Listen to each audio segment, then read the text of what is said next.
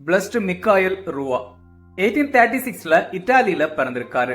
தன்னுடைய 15வது வயசுல பள்ளி படிப்பை முடிச்சதுக்கு பிறகு புனித தொன்போஸ்கோ அவர்களால உருவாக்கப்பட்ட இளைஞர் அணியில சேர்ந்திருக்காரு. அந்த காலகட்டத்துல புனித தொன்போஸ்கோ அவர்களுக்கும் மிக்காயலுக்கும் நல்ல நட்புறவு வளர ஆரம்பிச்சிருக்கு.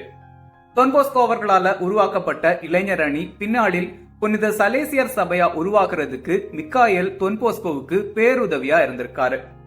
அந்த இளைஞர்களுக்கு அன்னையாக இருந்து பணிபுரிந்த தொன்போஸ்கோவோட தாயார் இறந்து போக அந்த இளைஞர்களுக்கு தாய் இல்லை அப்படிங்கிற எண்ணம் தோன்றக்கூடாது அப்படின்னு மிக்காயல் அவர்கள் தன்னுடைய தாயார அந்த இளைஞர்களுக்கு தாயாக இருந்து பணிபுரிய நியமிச்சிருக்காரு. தொன்போஸ்கோ அவர்களோட இளைஞர் அணிக்கு உறுதுணையாக இருக்க தன்னுடைய 23வது வயசுல குரு பட்டம் பெற்றதுக்கு பிறகு அந்த இளைஞர்களுக்கு ஞான மேய்ப்பரா இருந்து பணியாற்றி இருக்காரு மிக்காயல்.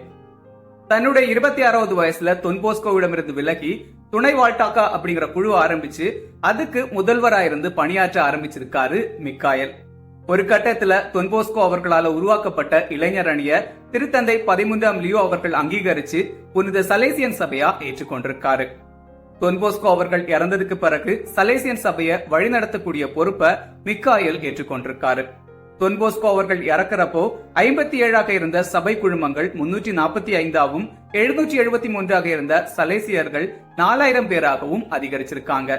6ஆக இருந்த சபை மாநிலங்கள் 34ஆகவும் அதிகரிச்சிருக்கு.